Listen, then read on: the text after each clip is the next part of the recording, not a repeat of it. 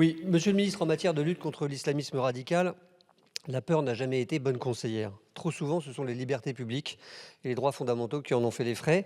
Et on l'avait vu dès le moment et depuis l'état d'urgence qui avait été décrété en 2015.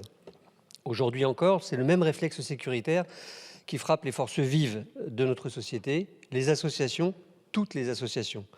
Non pas comme victimes collatérales d'une politique publique, mais comme des cibles directes d'une obsession de contrôle.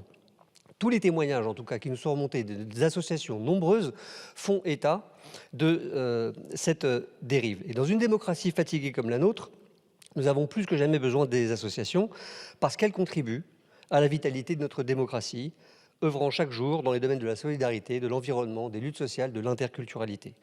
Et je suis pour ma part certain que dans ce contexte d'affaiblissement ou d'affaissement du pays sous les coups de boutoir de la réaction, ce sont aussi les associations qui nous permettront d'en sortir.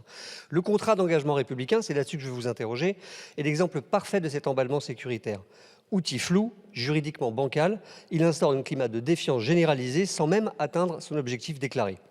Jusqu'à remettre en cause le planning familial, Alternatiba, la Maison de l'Environnement et des Solidarités et même la Ligue des droits de l'homme. En réalité, ce dispositif n'a fait que nourrir volontairement la psychose contre une partie de nos compatriotes. Le Sénat, d'où vous venez, monsieur le ministre, lui-même a souligné dans un rapport très récent, je cite, que les associations concernées sont en fait davantage militantes que réellement séparatistes. Et d'ailleurs, les faits sont là.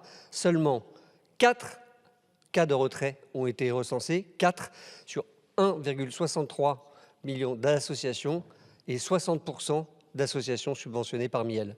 Les conséquences sont pourtant particulièrement graves. Autocensure des associations, détérioration du lien entre les pouvoirs publics et le tissu associatif.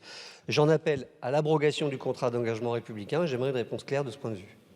Je vous remercie, monsieur le ministre. Madame la présidente, messieurs les députés, monsieur le député, quant à l'appel que vous lancez sur son abrogation,